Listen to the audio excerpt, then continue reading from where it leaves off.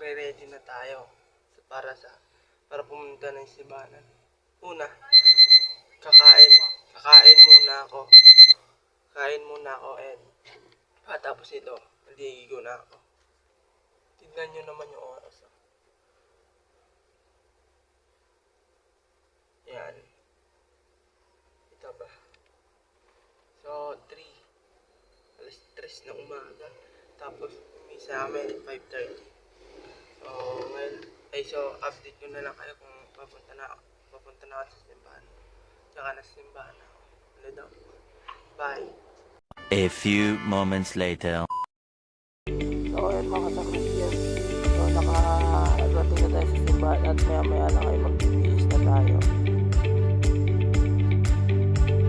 So ayun, dahil ay magsimula na ang ating misa, hindi naman sa nagsimula, malapit na magsimula dahil malapit na mag-5:30. So ngayon ay magbibihis na tayo at maya maya lang lalabas na tayo para sa entrance procession.